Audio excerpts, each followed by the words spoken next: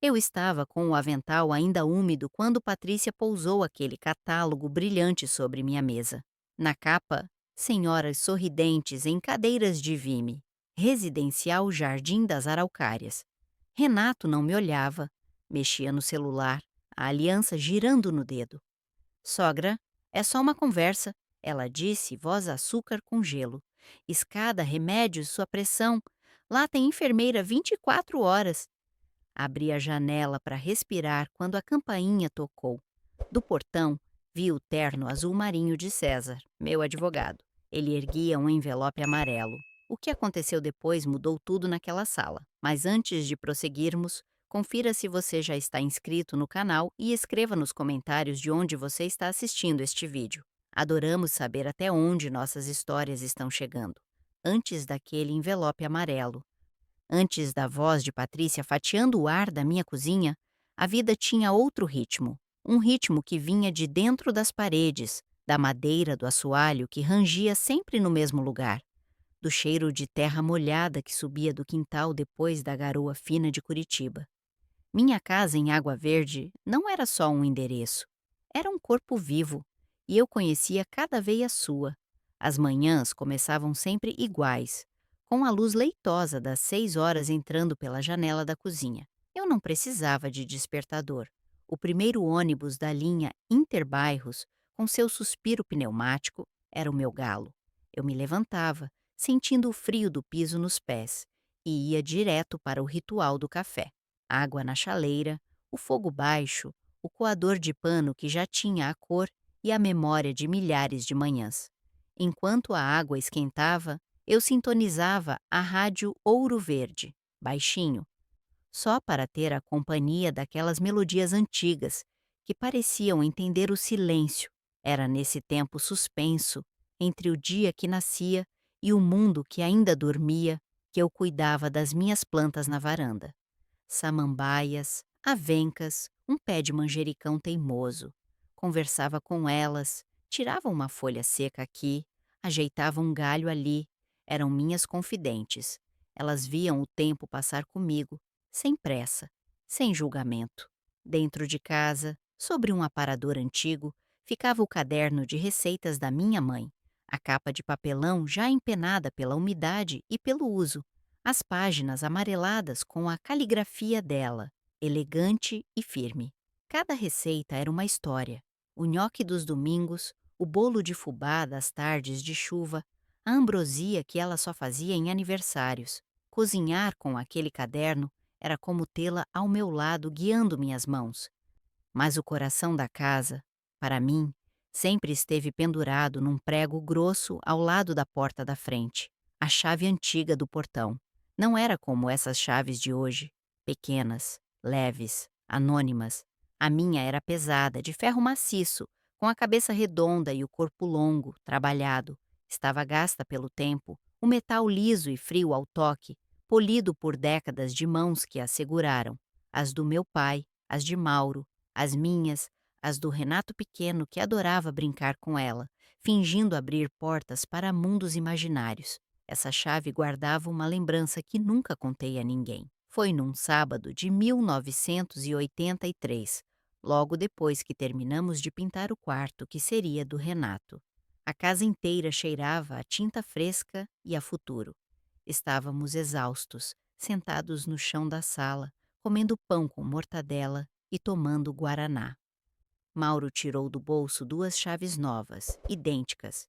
Ele me entregou uma.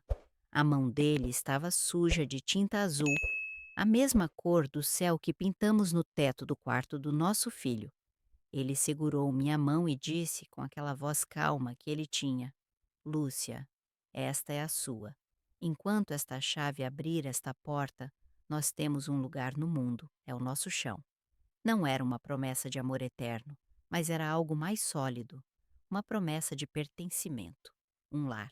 Mesmo depois que a vida nos levou para caminhos diferentes e Mauro foi morar com a irmã em Morretes, a chave continuou ali, no seu prego. Era o meu lembrete diário de que eu tinha um chão.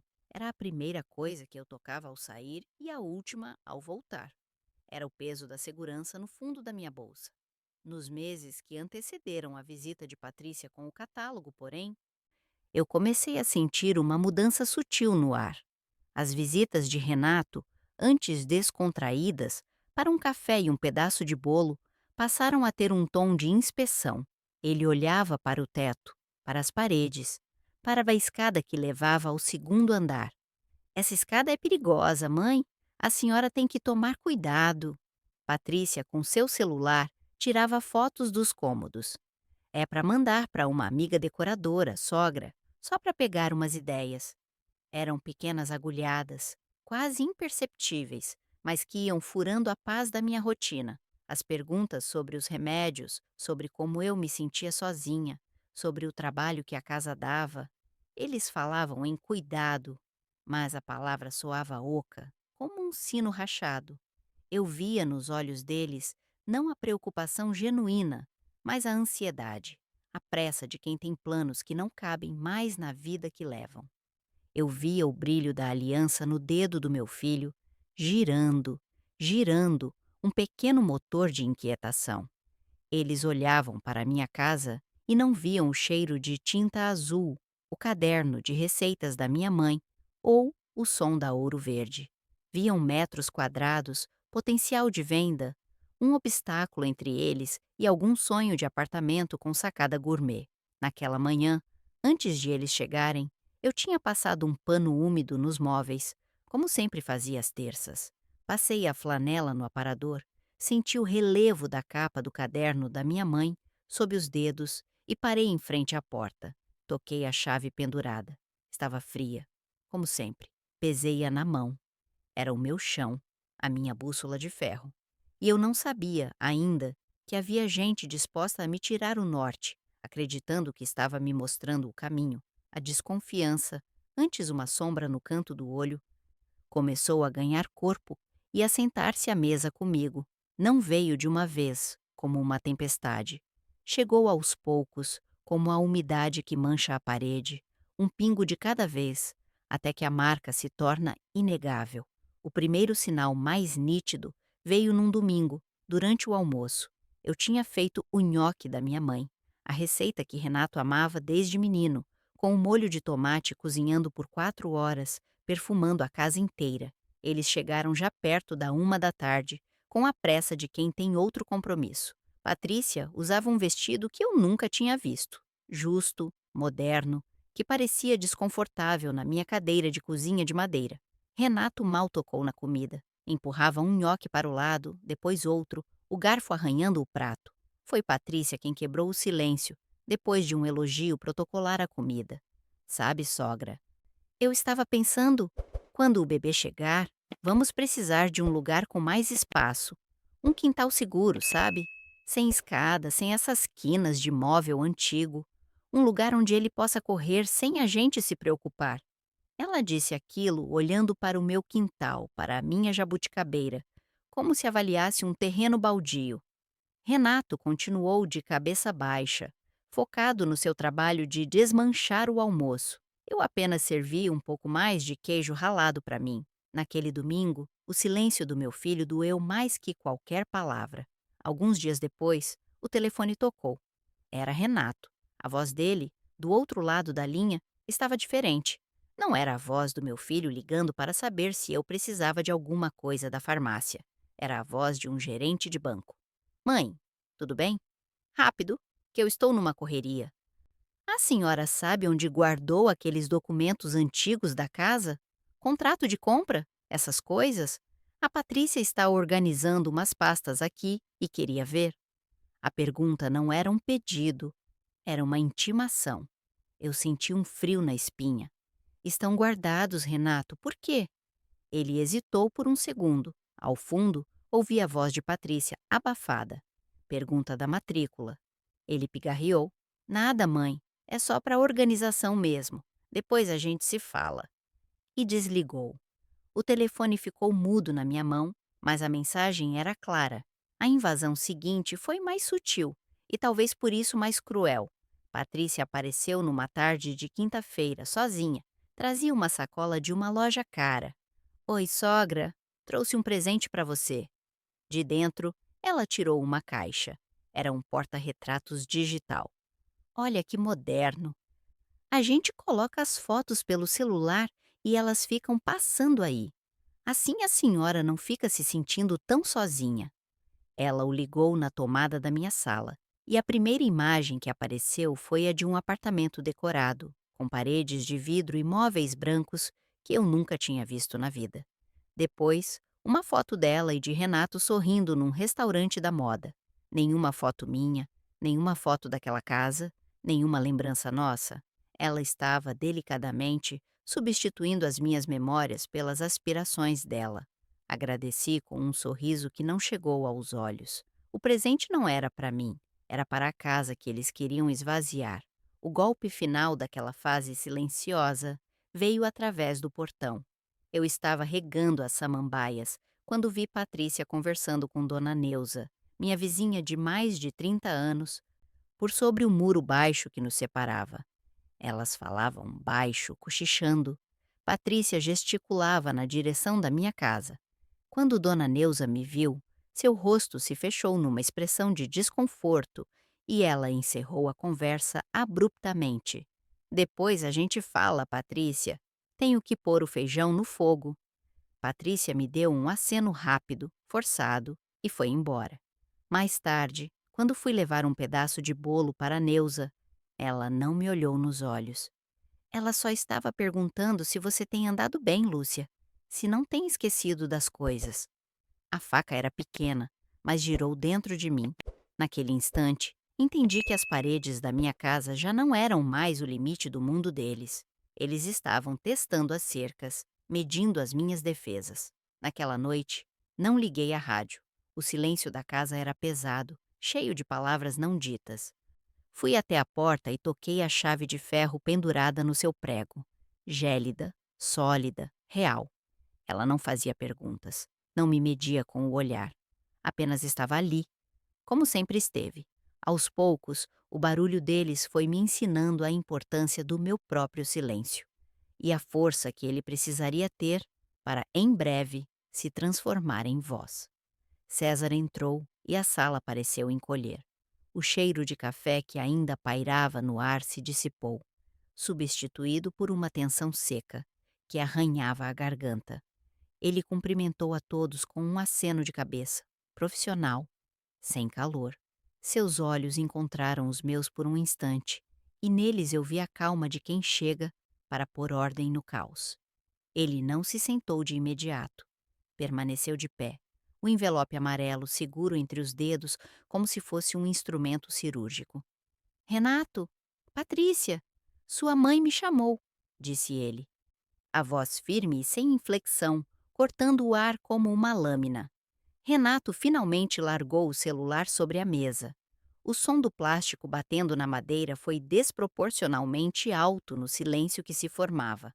Patrícia ajeitou-se na cadeira, cruzando as pernas, o queixo levemente erguido, uma rainha em território estrangeiro. Eu permaneci quieta, as mãos pousadas sobre a mesa de pinho. Senti a superfície fria e lisa sob a palma da minha mão, uma âncora de realidade no meio daquela correnteza invisível que ameaçava me levar.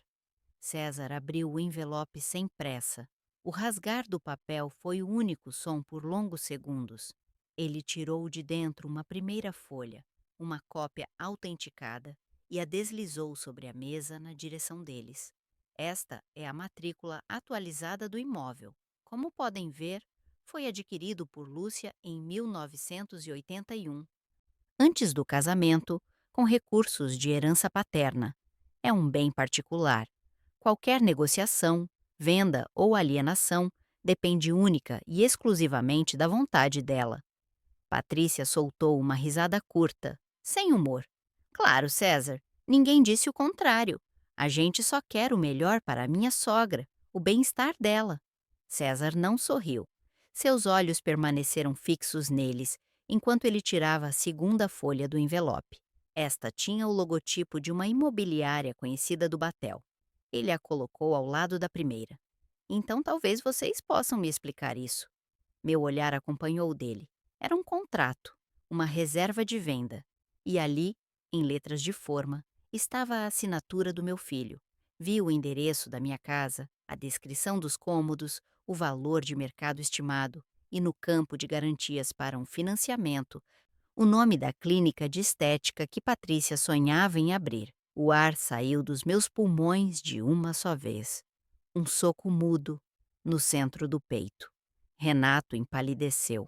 A cor sumiu de seu rosto tão rápido que ele pareceu uma fotografia antiga, desbotada. As veias em sua testa saltaram. Eu. Isso era só uma conversa, mãe. Uma simulação. Ele gaguejou, a voz um fio, as palavras tropeçando umas nas outras. Não significa nada. Significa que você usou o lar da sua mãe como moeda de troca, numa negociação sem o consentimento dela, Renato. A voz de César continuou implacável. Ele acrescentou um terceiro papel à mesa, um e-mail impresso. E significa que o banco negou o crédito de vocês justamente por falta da assinatura da proprietária. Vocês não contaram a ela, mas expuseram a segurança dela.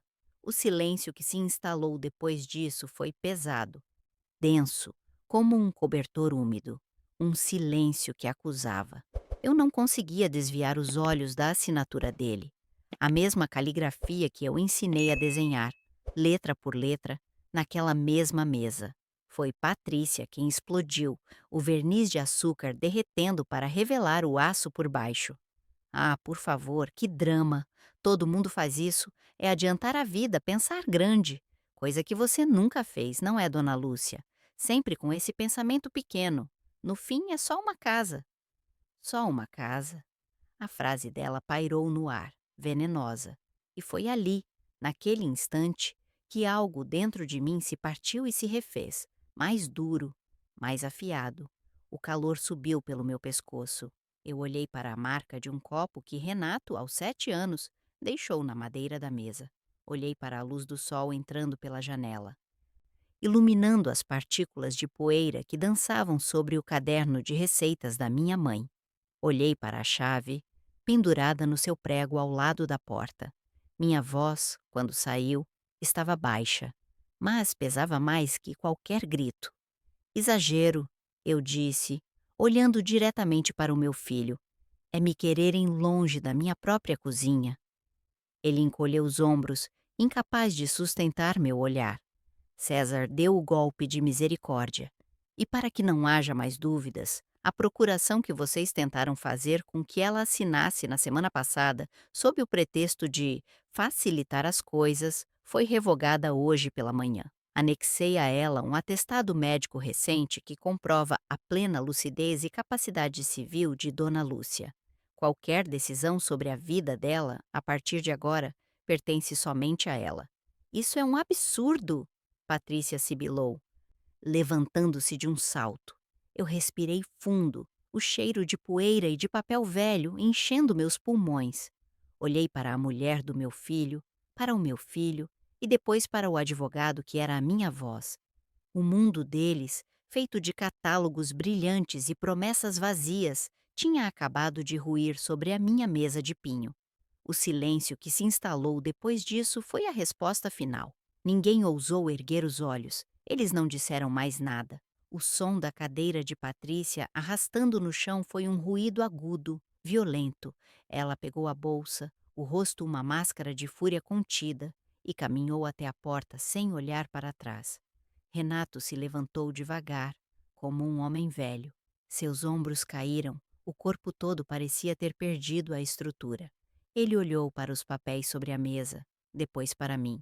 Havia um pedido de desculpas em seus olhos, talvez. Mas era um pedido fraco, afogado pela vergonha. Ele apenas balançou a cabeça e seguiu a esposa. Fiquei sentada, ouvindo os passos deles na calçada. O som da chave de Patrícia na ignição do carro foi um arranhão no silêncio, seguido pelo barulho do motor que se afastava, diminuindo até ser engolido pela normalidade da rua. E então, nada. O silêncio que ficou não era paz.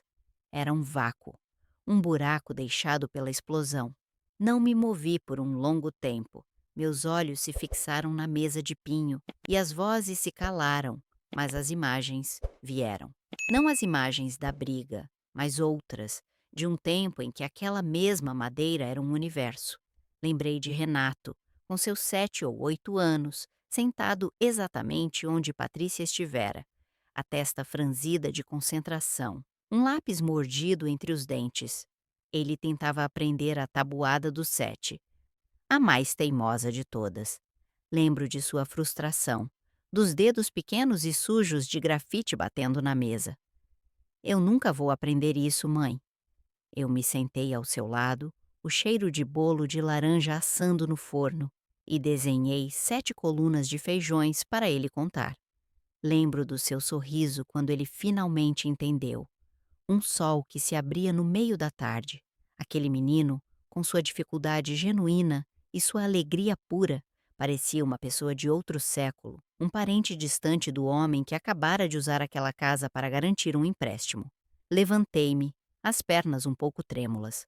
Automaticamente, comecei a juntar as xícaras de café, agora frias. Levei-as para a pia. A água correndo sobre a louça era o único som. Cada gesto era pesado, deliberado. Guardei o açúcar, passei um pano úmido sobre a mesa, apagando as marcas de dedos, os vestígios daquela reunião. Os papéis de César continuavam ali. Eu os empilhei com cuidado, como se fossem frágeis, e os coloquei de volta no envelope amarelo. Deixei-os sobre o aparador, ao lado do caderno de receitas da minha mãe. 2 heranças, 2 formas de proteção. Andei pela casa. O assoalho rangia sob meus pés nos lugares de sempre. Mas hoje, o som parecia uma queixa. Entrei no quarto de Renato, que agora era um quarto de hóspedes que nunca recebia ninguém. A colcha de retalhos que minha avó fez ainda cobria a cama. Passei a mão sobre o tecido gasto. O cheiro de guardado, de tempo parado, encheu meus pulmões. Tudo ali parecia intacto, congelado. Apenas o menino daquele quarto havia se perdido em algum lugar do caminho. Voltei para a sala e parei em frente à porta. Meus dedos encontraram a chave de ferro, pendurada em seu prego. Tirei-a dali. O peso em minha mão era familiar, reconfortante, frio, sólido, inquestionável. Era a prova física do meu chão, a âncora que me segurava ali. Apertei-a com força, o metal gelado marcando a palma da minha mão. Era por aquilo, por aquele peso, por aquela certeza. A dor da traição era aguda, mas a sensação daquela chave na minha mão era mais antiga, mais profunda. Nos dias que se seguiram, a casa ficou mais silenciosa do que nunca. O telefone não tocou. Nenhuma mensagem chegou. O mundo lá fora continuava com seus ônibus e suas garoas, mas aqui dentro o tempo parecia ter estagnado. Eu fazia meus rituais diários, o café, as plantas, a rádio baixinho, mas tudo parecia acontecer atrás de um vidro. Eu me movia, mas meu espírito estava quieto, recolhido num canto, lambendo as feridas. Não havia raiva, não ainda. Havia um cansaço profundo, uma tristeza que não precisava de lágrimas, que se instalava nos ossos. Numa tarde, com a chuva fina batendo na janela, eu me sentei na poltrona da sala e apenas observei o quintal. A jabuticabeira estava carregada, os pequenos frutos pretos e brilhantes agarrados aos galhos como joias escuras. Lembrei de Mauro me erguendo para que eu alcançasse as mais altas, há tantos anos. Lembrei de Renato, pequeno, com a boca e as mãos manchadas de roxo. As memórias não doíam. Elas simplesmente estavam ali, camadas de vida impregnadas nas paredes, na terra, na madeira. Eram a prova de que aquela casa não era só uma casa. Era o arquivo vivo de quem eu era. Encostei a cabeça no vidro frio da janela, sentindo a vibração suave da chuva. O meu reflexo se misturava com a imagem da árvore lá fora. Eu estava ali, dentro e fora, ao mesmo tempo. Sozinha. O silêncio já não era um vácuo. Estava se tornando um espaço, um lugar para respirar, para sentir o tamanho do estrago e talvez para começar a pensar no que cresceria ali depois. A dor, eu descobriria, tem fases. A primeira é o choque, aquele soco mudo que tira o ar. A segunda é o vazio, o silêncio pesado que se instala depois que a porta se fecha. Eu vivi ambas naquelas horas depois que Renato e Patrícia se foram. Mas há uma terceira fase, uma que chega sem alarde, na calada da noite, quando o mundo se aquieta e a sua própria alma começa a falar. É a fase da clareza. Naquela noite, eu não dormi. Sentei-me na poltrona da sala no escuro, vendo as luzes dos carros que passavam lá fora desenharem padrões fugazes no teto. O silêncio da casa não era mais um vácuo de abandono. Ele começou a se preencher com ecos, com peças que, uma a uma, encontravam seu lugar. A frase de Patrícia, "é só uma casa", continuava a girar na minha mente, mas já não me feria. Pelo contrário, ela se tornou uma chave que abriu uma porta que eu mantinha trancada por medo, por amor, por negação. Comecei a rebobinar os últimos meses, não com o coração, mas com a razão. A pergunta de Renato sobre os documentos da casa, dita com uma pressa que eu na hora não entendi. O porta-retratos digital que Patrícia me deu, que não mostrava nossas fotos, mas as fotos de um futuro que não me incluía. A conversa dela com Dona Neuza, plantando a semente da dúvida sobre a minha lucidez. As fotos que ela tirava dos cômodos, não com a admiração de quem visita, mas com o olho clínico de quem avalia um imóvel. Cada um daqueles momentos, antes agulhadas, isoladas, agora se conectava, formando o desenho de um plano cuidadoso, arquitetado em sussurros e olhares cúmplices quando eu virava as costas. Percebi o padrão. Eles não estavam preocupados comigo, estavam impacientes comigo. Eu não era uma mãe a ser cuidada, mas um problema a ser administrado. Um obstáculo entre eles e o dinheiro que esta casa representava. O catálogo do residencial não foi o começo da conversa. Foi a solução que eles encontraram para o obstáculo. A culpa, aquela companheira fiel que a gente se acostuma a carregar, começou a se dissipar. Não era eu que estava exagerando. Não era eu que tinha um pensamento pequeno. Eu apenas queria viver em paz no meu próprio chão. E eles queriam o chão para construir os sonhos deles. A dor da traição do meu filho ainda estava ali, uma brasa viva no peito. Mas agora ela tinha nome e endereço. Não era um ato impensado, um erro de percurso. Foi uma escolha. Ele escolheu o projeto da esposa em vez da dignidade da mãe. Levantei-me e fui até a cozinha. A luz da lua entrava pela janela, prateando o contorno das coisas. Toquei a superfície da mesa de pinho, fria e sólida. Ali, naquela mesma mesa, eu o ensinara a segurar um lápis, a somar e a diminuir. E foi ali que ele tentou me diminuir, me subtrair da minha própria vida. A ironia era tão amarga que quase me fez sorrir. Não era sobre amor ou cuidado. Nunca foi. Era sobre metros quadrados. Foi naquela noite que decidi que a minha voz voltaria. Decidi que o silêncio que eles confundiram com consentimento se transformaria na fronteira que eles não ousariam mais cruzar. Decidi que a narrativa deles sobre mim, a velha frágil, confusa, que precisa ser tutelada, não seria a que prevaleceria. A história era minha e eu voltaria a ser a sua narradora. Minha decisão não nasceu da raiva ou do desejo de vingança. Vingança é um fogo que queima quem a pratica. O que eu senti nascer em mim foi algo mais limpo, mais sereno, um senso de justiça. Não a justiça dos tribunais, mas a justiça emocional de colocar cada coisa de volta em seu devido lugar. A minha casa no meu nome, a minha vontade no comando da minha vida, o meu filho no lugar de quem precisa aprender sobre limites e respeito. Não era uma guerra. Era a restauração da ordem natural das coisas, uma ordem que eles haviam tentado inverter com manipulação e desrespeito. Com o primeiro raio de sol entrando pela janela, eu sabia exatamente o que precisava fazer. Não haveria mais choro, não haveria mais espera. Haveria ação. Uma ação calma, pensada, firme como a chave de ferro que pendia ao lado da porta. Caminhei até o pequeno escritório que mantinha no antigo quarto de costura da minha mãe. Abri a gaveta debaixo da escrivaninha, o cheiro de papel antigo e cedro subindo até mim. De dentro, tirei um caderno de capa dura, azul, que não era aberto há anos. Coloquei-o sobre a mesa, ao lado de uma caneta. Sentei-me, a coluna ereta. A primeira luz da manhã iluminava a página em branco. Eu não ia escrever uma carta de despedida ou um lamento. Eu ia fazer uma lista, um plano, o primeiro passo para retomar o controle da minha própria casa, de dentro para fora. A primeira palavra que escrevi naquele caderno de capa dura foi César. A segunda, documentos. A terceira, ordem. Não era uma lista de tarefas, era um mapa de reconstrução.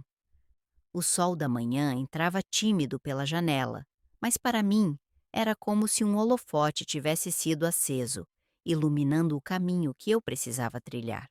O medo da noite anterior havia se transformado em uma calma fria, uma clareza cortante. Meu primeiro telefonema foi às 8h01 em ponto. A voz de César, do outro lado da linha, era a mesma de sempre, tranquila, sem surpresas. Lúcia, já esperava sua ligação? Como você está? Estou pronta, respondi, e a firmeza na minha própria voz me surpreendeu. O que fazemos agora? Agora, nós organizamos as defesas. Primeiro, preciso que você junte tudo: a escritura original, o registro da matrícula que eu te levei, os últimos 5 anos de IPTU pagos, contas de água e luz no seu nome. Tudo que prove que esta casa é sua e que você a administra. Estou com tudo na mão. Ótimo. O segundo passo é formalizar sua vontade. E o terceiro é criar um registro oficial do que eles tentaram fazer. Isso nos dá proteção para o futuro. Pode vir ao escritório amanhã, às 10?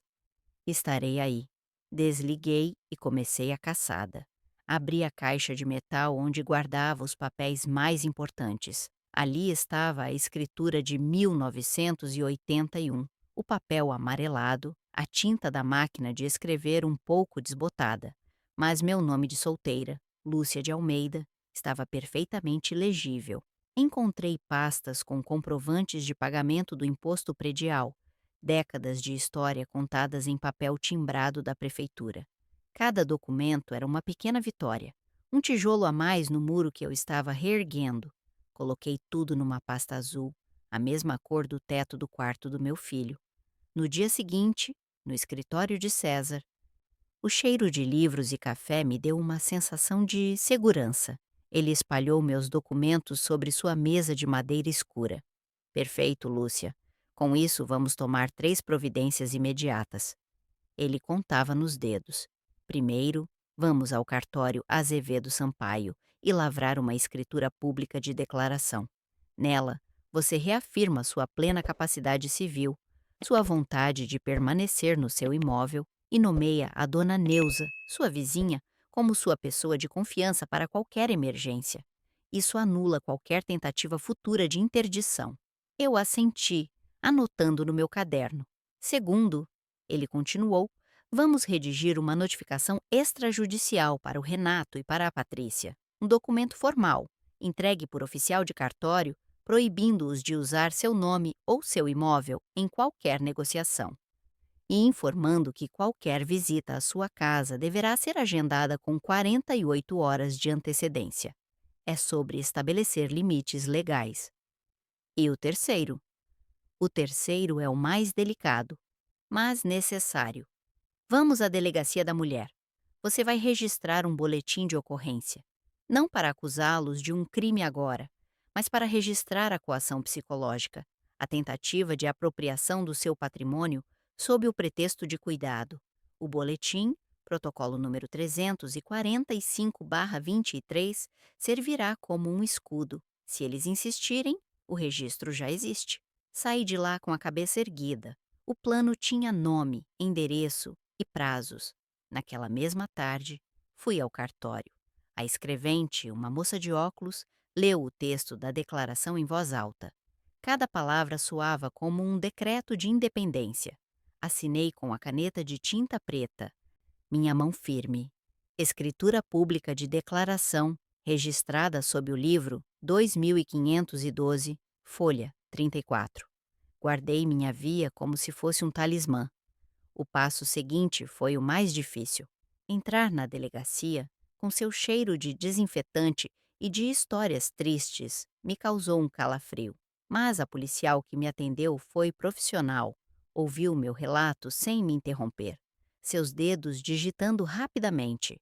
Ela não me tratou como uma senhora frágil, mas como uma cidadã exercendo seu direito. Quando saí com a cópia do BO na bolsa, não senti triunfo, mas um alívio sombrio. A violência que eu sofri, antes invisível, agora tinha um número de protocolo. Estava registrada.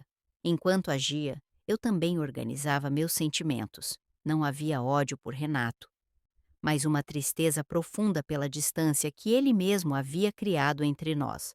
Não havia desejo de vingança contra Patrícia, apenas a constatação de que ela era uma estranha movida por ambições que eu não compreendia.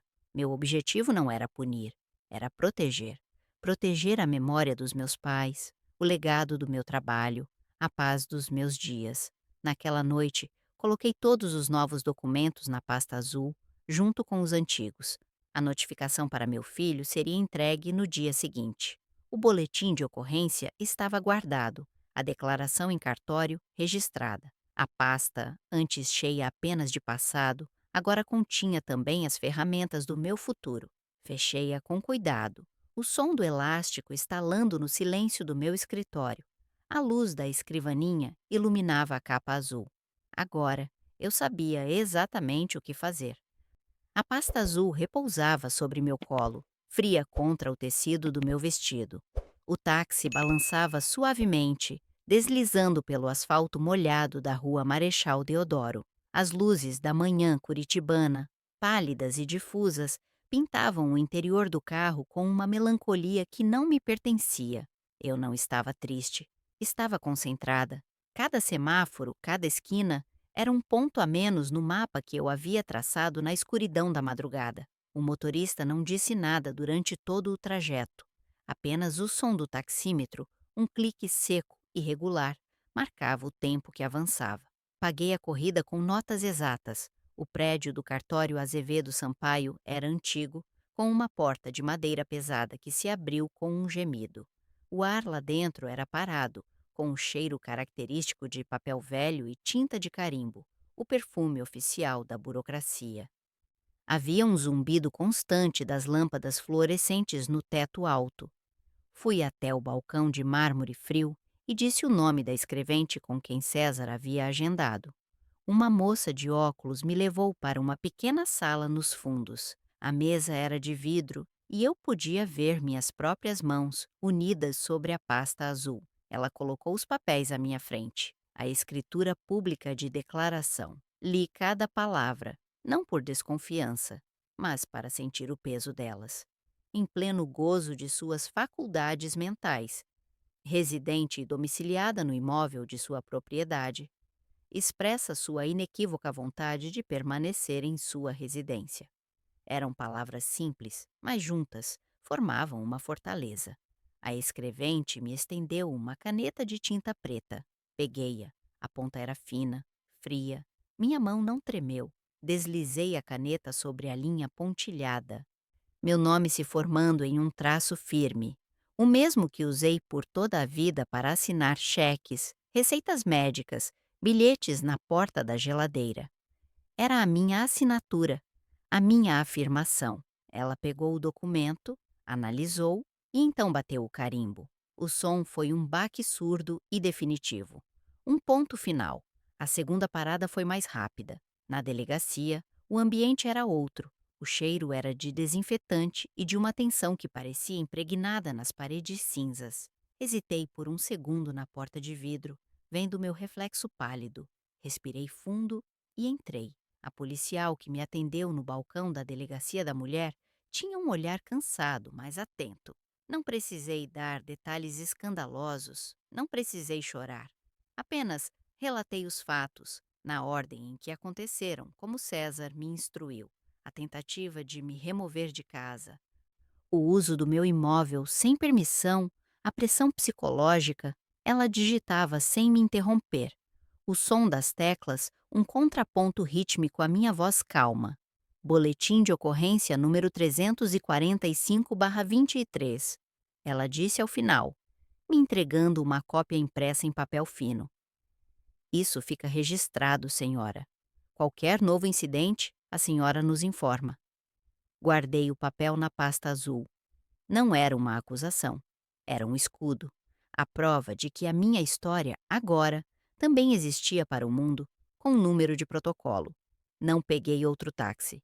Decidi caminhar as últimas quadras até minha casa. O ar frio da manhã ajudava a clarear a mente. As ruas de Água Verde estavam tranquilas, as pessoas indo para seus trabalhos, vivendo suas vidas normais, alheias à batalha silenciosa que eu acabara de travar em cartórios e delegacias. Cada passo na calçada familiar era uma reafirmação. Este era o meu bairro. Esta era a minha rua. Quando cheguei ao meu portão, meus dedos encontraram a chave antiga no bolso do casaco. O metal pesado, liso, era reconfortante. Girei-a na fechadura, o som metálico e familiar de casa. Entrei e fechei a porta atrás de mim. O silêncio me acolheu. O cheiro de café amanhecido, de plantas, de madeira, o cheiro do meu chão. Coloquei a pasta azul sobre o aparador, ao lado do caderno de receitas da minha mãe. O trabalho estava feito, as defesas erguidas. Respirei fundo, sentindo um cansaço profundo, mas limpo, se instalar em meus ossos. Era o cansaço de quem finalmente pôs a casa em ordem. Mas, naquele instante, o telefone começou a tocar. O telefone tocou com a insistência de um alarme de incêndio. 2, 3 toques. Em outra época, eu teria corrido para atender. Hoje, apenas observei o aparelho vibrar sobre o aparador, a luz piscando em sincronia com o som estridente. A pasta azul estava ao lado, um sentinela silencioso. No quarto toque, atendi. Coloquei no viva-voz, para que a voz dele não entrasse diretamente no meu ouvido, mas ficasse no ar da sala, onde eu poderia observá-la à distância. Mãe!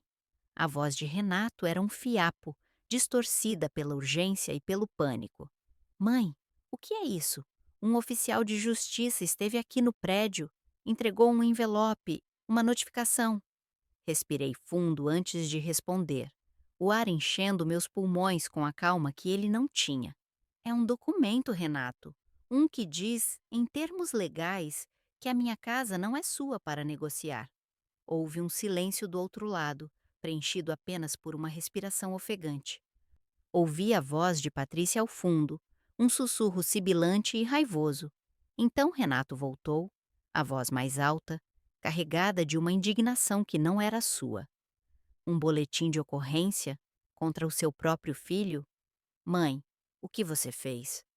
Eu fiz o que era necessário para proteger o que é meu, respondi, a voz firme, sem um pingo de hesitação. Eu estabeleci as regras que você não foi capaz de respeitar. Mas a família, ele começou a gaguejar. A família, Renato, não é um negócio. Desligue o telefone. Leia o documento com atenção. É tudo o que tenho a dizer. E, antes que ele pudesse responder, eu encerrei a chamada. O silêncio voltou, mas durou pouco. Menos de 1 minuto depois, meu celular vibrou. Uma mensagem. Ignorei. Vibrou de novo e de novo. A tela se acendia com notificações de um aplicativo de mensagens. E então, uma notificação diferente, de uma rede social que eu mal usava, mas que Dona Neuza me ensinou a ver. O nome de Patrícia brilhava na tela. A curiosidade, uma velha fraqueza, me venceu. Abri. Era uma foto dela, em preto e branco, a mão no ventre, o olhar perdido no horizonte. A legenda era uma obra-prima de manipulação. Às vezes, a maior dor é ver os sonhos de uma nova família serem ameaçados pela incompreensão e pelo egoísmo de quem deveria nos abençoar. Difícil seguir quando as portas se fecham por dentro. Tristeza, família, decepção. Senti o veneno daquelas palavras, a tentativa de me pintar como a vilã na história que ela contava para o mundo. Ela não estava falando comigo. Estava armando um palco, invertendo a narrativa para seus amigos, para a família, para quem quisesse ouvir sua versão de vítima. Fechei o aplicativo. O espetáculo não era para mim. Foi quando as mensagens diretas começaram a chegar, curtas e brutais, como pedras atiradas contra uma janela. A primeira era de Patrícia. Espero que você fique feliz aí, sozinha, abraçada nas paredes dessa casa velha. Não respondi. A tela se acendeu de novo. Era Renato. A mensagem dele foi a que cortou mais fundo. Você destruiu nossa família. Li a frase 2, 3 vezes. A simplicidade dela era sua maior crueldade. Ele realmente acreditava naquilo. Acreditava que a família era a fachada que eles queriam construir e não a verdade que eles tentaram enterrar. Senti uma onda de tristeza por ele, pelo homem que ele havia se tornado, tão distante do menino que contava feijões na mesa da cozinha. Mas a tristeza não me paralisou. Pelo contrário, me deu a clareza final. Meus dedos se moveram sobre a tela, digitando uma única resposta, enviada para ele. O que destrói uma família é a falta de respeito, Renato. Minhas decisões estão tomadas. Cuide da sua. Enviei. E naquele momento, algo se libertou dentro de mim. O último fio de culpa, a última sombra de dúvida. O telefone continuava a vibrar, uma convulsão de notificações inúteis, ligações de números que eu não conhecia, provavelmente parentes dela, mobilizados para a guerra emocional. Mensagens de voz que eu nunca ouviria. O barulho do mundo deles, desesperado, tentando invadir o meu silêncio. Eu olhei para o aparelho, aquele pequeno retângulo de vidro e plástico que continha tanto caos. Com o polegar, deslizei o dedo pela tela e ativei o modo silencioso. A luz parou de piscar. A vibração cessou. A paz não veio de fora. Eu a impus. Coloquei o celular virado para baixo sobre a mesa de pinho. Levantei-me e caminhei até a porta dos fundos. Girei a maçaneta e a abri para o meu quintal. O ar fresco da tarde entrou, trazendo o cheiro de terra úmida e das folhas da jabuticabeira. Dei um passo para fora, sentindo a grama sob meus pés. O caos estava lá dentro, mudo, sobre a mesa. Aqui fora, havia apenas o som do vento nos galhos e o ritmo tranquilo da minha própria respiração. Eu estava em casa e, pela primeira vez em muito tempo, em paz. O domingo amanheceu cinzento, com aquela luz difusa de Curitiba que parece filtrar as emoções. Eu não esperei que viessem. Liguei cedo. Renato, venham tomar um café. Às 10. Precisamos encerrar esta conversa. Não foi um convite, foi uma convocação. Ele apenas respondeu: estaremos aí. Às 10 em ponto, a campainha tocou. Coloquei sobre a mesa de pinho a toalha de crochê que minha mãe e eu fizemos juntas, um mapa de incontáveis tardes de conversa. Servi a cuca de banana, ainda morna, cujo cheiro sempre foi sinônimo de casa para o meu filho. Eles entraram em silêncio. Patrícia usava um casaco escuro, o rosto fechado, os braços cruzados sobre o peito como uma armadura. Renato parecia menor, os ombros encolhidos, os olhos fixos no assoalho de madeira. Eles se sentaram. Eu servi o café. O único som era o tinir da colher de Patrícia contra a xícara, um ruído irritado, impaciente. Eu chamei vocês aqui porque não se deixa uma ferida aberta. Comecei, a voz calma, as mãos pousadas sobre a mesa. Eu entendo a pressão, Renato. Entendo o bebê que vai chegar, a ansiedade, o desejo de dar uma vida melhor para a sua família. Virei meu olhar para ele, que finalmente ergueu o seu. Estava vermelho, cansado. Mas o que vocês fizeram, continuei sem alterar o tom, foi me tirar a voz, foi decidir por mim, pelas minhas costas, foi me transformar num problema a ser resolvido, num item de inventário. E isso eu não permito. Eu me perdi, mãe. A voz dele saiu embargada, um sussurro que mal atravessou a mesa. Eu me perdi. Patrícia bufou, o desprezo evidente. Ah, que exagero! Se acontecer alguma coisa com você aqui, sozinha, nesta casa enorme, a culpa vai ser sua, por puro orgulho. Eu a encarei diretamente, pela primeira vez. culpa, Patrícia. É não ensinar limites. É achar que os seus sonhos podem passar por cima da dignidade dos outros. Toquei a aliança no meu dedo, o metal liso e familiar. Eu não vou para o Jardim das Araucárias. Esta casa não está à venda.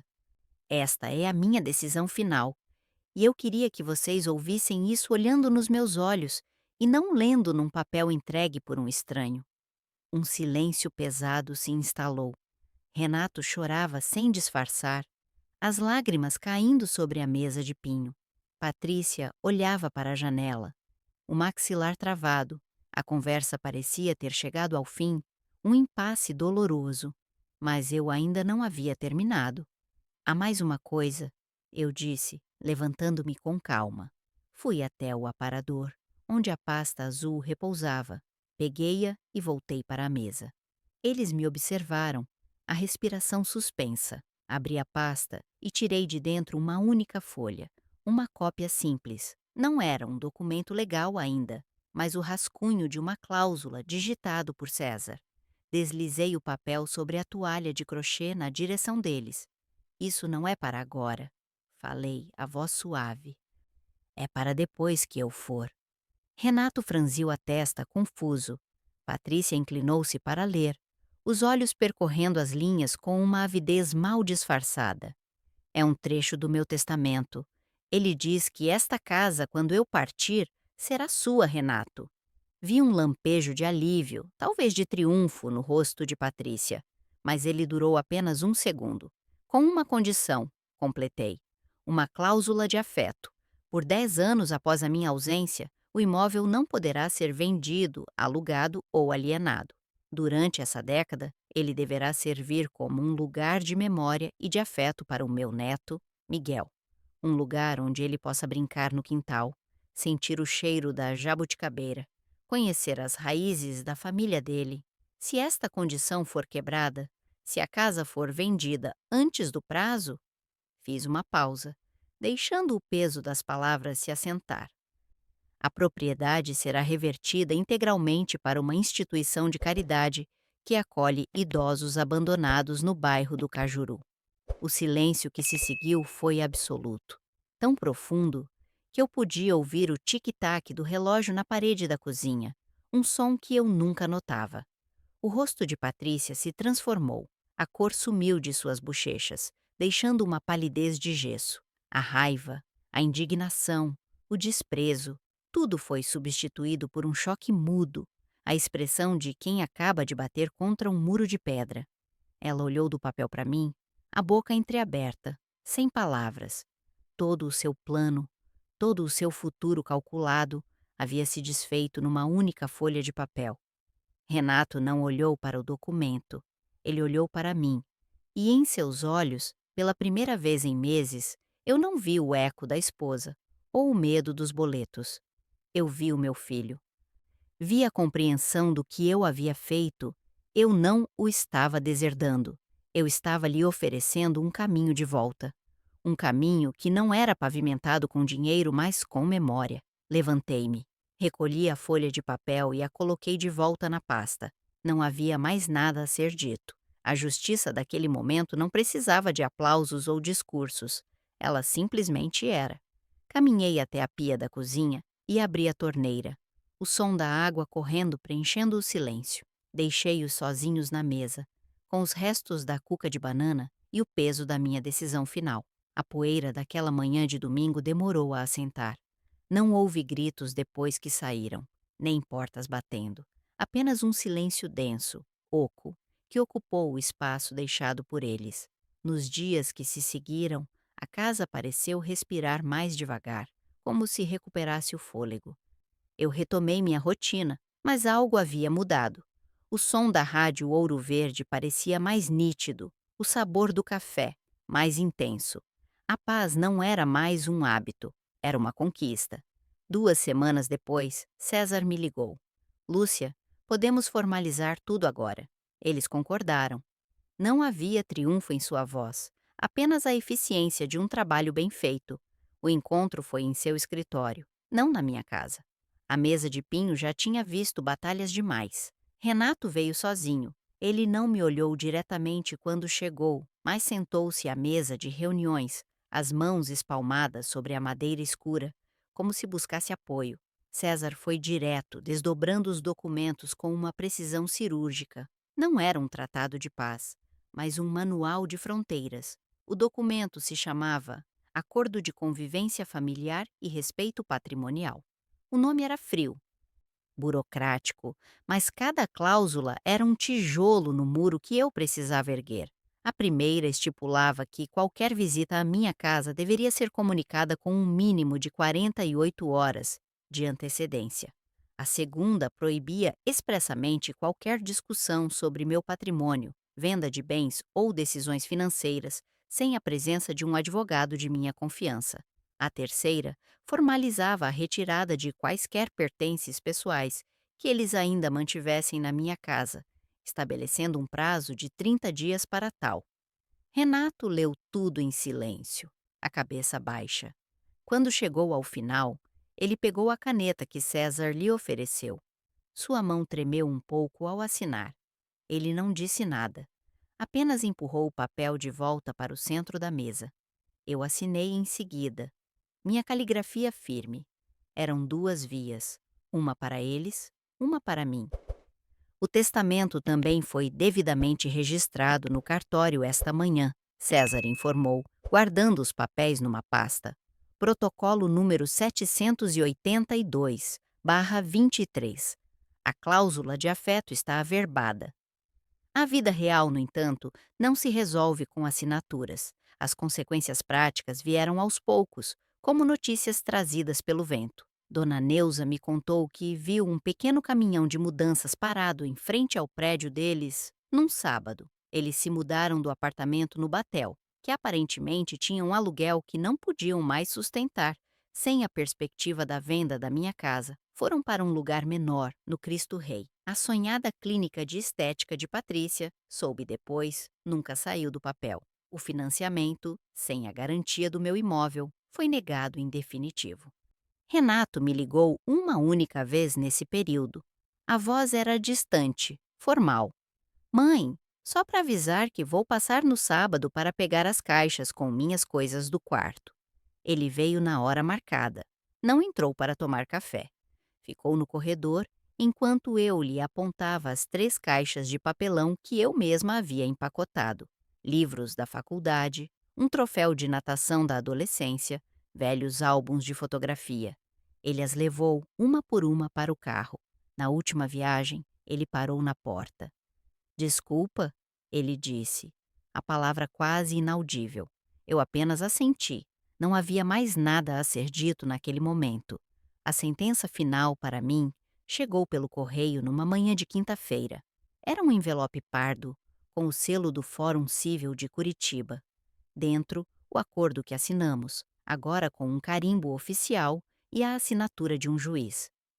Acordo homologado em juízo, publicado em 14 de março. Naquele papel timbrado, com sua linguagem impessoal e seus termos técnicos, estava o fim de uma guerra silenciosa. A confirmação de que a minha casa, a minha vida e a minha vontade estavam agora protegidas pela lei. Guardei o documento na pasta azul, junto com a matrícula do imóvel, a cópia do boletim de ocorrência e a declaração que fiz no cartório. A pasta, que antes era um arsenal de defesa, agora era um arquivo de paz. Fechei-a e a coloquei na gaveta mais baixa da escrivaninha, no meu pequeno escritório, o lugar das coisas resolvidas. Levantei-me e passei um pano úmido sobre a mesa de pinho, limpando não apenas o pó, mas as memórias daquela tensão. Fui até a cozinha e abri a janela dos fundos. O ar da manhã entrou, limpo, trazendo o cheiro de terra molhada do quintal. A jabuticabeira estava ali, os galhos fortes e escuros, as folhas de um verde profundo e brilhante. O mundo havia se reorganizado, não com o barulho de uma vitória, mas com o silêncio sereno de cada coisa voltando ao seu devido lugar. E no centro desse mundo, eu estava em casa, em paz e, finalmente, em ordem. A poeira assentou, não com o estrondo de uma tempestade que passa, mas com a lentidão das partículas que, depois de dançarem no feixe de luz da janela, encontram seu lugar sobre os móveis. A minha casa voltou a ter o seu ritmo próprio, e eu, o meu. A guerra não me tornou uma mulher mais dura, tornou-me uma mulher mais clara. Antes, eu vivia dentro de fronteiras que não tinham nome, erguidas pelo hábito e pelo afeto. Agora, aprendi a desenhar meus próprios mapas e a dizer, com a serenidade de quem conhece seu território: daqui você não passa. O silêncio que antes me assustava, que parecia um prenúncio de abandono, hoje é meu companheiro.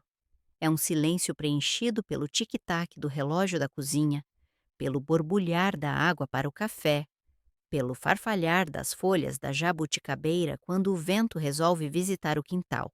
Aprendi a distinguir o silêncio da solidão do silêncio da solitude. O primeiro é um vazio que nos suga. O segundo é um espaço que nos preenche. Eu escolhi o segundo. Minha rotina é a minha oração. Acordo com a primeira luz, antes mesmo da Rádio Ouro Verde começar a tocar suas melodias antigas. Faço meu café coado no pano, um ritual que me conecta à minha mãe, às minhas avós, a todas as mulheres da minha família que encontraram força na simplicidade de um gesto matinal. Cuido das minhas plantas com uma atenção renovada.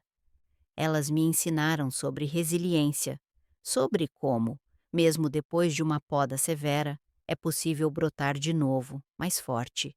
E caminho pelas ruas de Água Verde, não mais com a pressa de quem vai ao mercado, mas com a calma de quem está retomando a posse de cada esquina, de cada árvore, de cada calçada. As relações, claro, se reconfiguraram. O telefone não toca mais com a urgência da cobrança ou da manipulação. Renato liga uma vez por semana, sempre no mesmo horário, para perguntar se preciso de algo. A voz dele é contida, respeitosa. Nossas conversas são curtas, sobre o tempo, sobre a saúde, sobre as primeiras palavras de Miguel. Nunca sobre dinheiro, nunca sobre o futuro, nunca sobre a casa. Ele aprendeu a linguagem dos limites. Patrícia não liga. Ela vem quando traz o neto, e sua presença na minha sala é a de uma visita formal. Trocamos cumprimentos educados, falamos sobre o desenvolvimento do menino. Não há mais farpas, não há mais ironias. Há uma distância segura, uma paz armada que funciona para nós duas. Não os expulsei da minha vida. Apenas os coloquei no lugar que lhes cabia, um lugar que não invade o meu.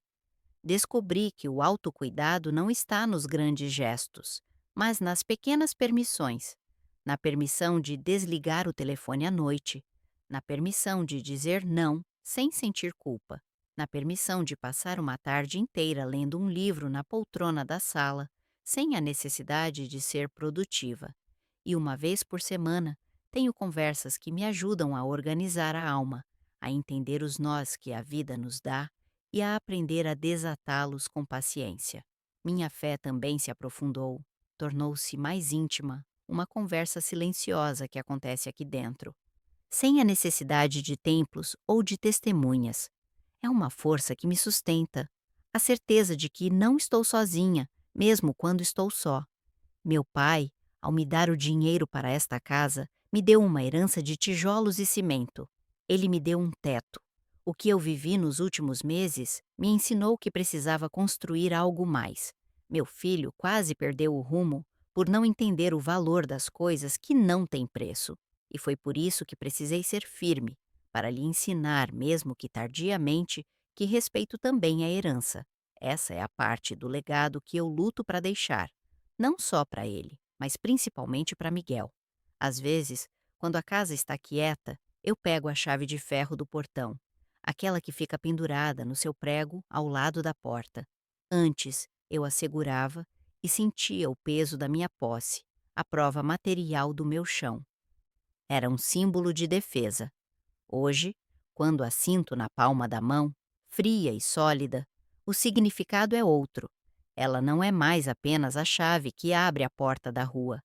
Ela é a chave que abre a porta de dentro. É o peso da minha autonomia, o símbolo da minha vontade inegociável. Ela me lembra que a casa mais importante a ser defendida não é esta, de tijolos à vista, mas a casa que sou eu, e nesta ninguém mais entra sem ser convidado. A chuva fina começa a cair lá fora, o cheiro de terra molhada subindo do quintal e entrando pela janela entreaberta. O vapor sobe da minha xícara, desenhando espirais no ar.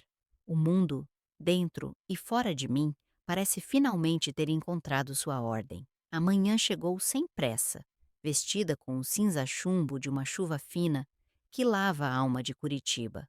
Não há mais sobressaltos. Não há mais o peso da espera. A casa respira comigo, um ritmo lento e constante que eu reconheço como sendo o da paz. O ar da cozinha está impregnado com o cheiro de café novo, uma fragrância que é, para mim, a cor do recomeço. A chaleira de ágata azul, a mesma de sempre, descansa sobre o fogão apagado. A luz que entra pela janela é mansa, leitosa e desenha formas suaves sobre o assoalho de madeira. As gotas de chuva escorrem pelo vidro, cada uma seguindo seu próprio caminho, pequenas trilhas de água que distorcem o verde da jabuticabeira lá fora. O mundo parece envolto em algodão, os sons da rua abafados, distantes. Aqui dentro há apenas o silêncio. Um silêncio que não é vazio, mas espaço. Um espaço que eu reconquistei, centímetro por centímetro. A cafeteira elétrica, um presente de César que a princípio recusei, mas que acabei aceitando, termina seu trabalho. Ela não apita, apenas emite um último suspiro, um gorgolejo suave que anuncia o fim do ciclo. Esse som, tão trivial, hoje me soa como uma pontuação, um ponto final delicado numa frase longa e difícil. O som da normalidade. Com a xícara de cerâmica aquecendo minhas mãos, caminho pela casa. Meus passos não fazem barulho. O assoalho, que antes rangia como se contasse histórias de preocupação, hoje parece me acolher em silêncio. Paro em frente à porta da sala. Ali, pendurada no seu prego de ferro, está a chave pesada, antiga, que por tanto tempo foi o símbolo do meu chão, da minha fortaleza. Durante a batalha, eu a tocava para me lembrar do que defendia. Era um amuleto de resistência, a prova física da minha posse. Hoje, eu a olho de outra forma. O metal escuro e polido pelo tempo não reflete mais a imagem de uma guardiã, mas a de uma companheira de jornada. Levo a mão livre até ela, os dedos envolvendo a cabeça redonda e fria. Por um instante, sinto o peso de todas as suas histórias. A mão do meu pai, a de Mauro, a minha, a do meu filho. Então, com um gesto lento, deliberado, eu a retiro do prego. O pequeno som metálico é quase imperceptível. O prego, agora vazio, parece um detalhe esquecido na parede. Não coloco a chave em outro lugar de destaque. Não a guardo numa caixa de tesouros. Eu a deslizo para dentro do bolso fundo do meu avental. O peso dela contra a minha perna é diferente. Não é mais o peso de um lugar, de paredes, de um endereço. É o peso de uma certeza que agora caminha comigo. A casa que eu precisava defender não está mais do lado de fora. Vou até a janela da cozinha e a abro um palmo. O ar entra gelado e limpo, trazendo o cheiro de terra molhada, de folhas lavadas, o cheiro do meu quintal. Encosto a testa no vidro frio, fecho os olhos e respiro fundo. O vapor do café sobe e toca meu rosto. A chave pesa leve no meu bolso. A chuva continua a cair, um sussurro constante que diz que tudo, enfim, está em seu devido lugar. E o lugar mais importante, eu descobri, sou eu. E você? O que faria no meu lugar? Quero muito saber sua opinião. Então deixa aqui nos comentários. E aproveita e me conta também como você chegou até esse vídeo. Adoro saber de onde vocês vêm. Se essa história tocou o seu coração, deixa o seu like. Isso ajuda muito o canal. E claro, já se inscreve, porque tem muitas outras histórias como essa te esperando. Um abraço carinhoso e até a próxima história.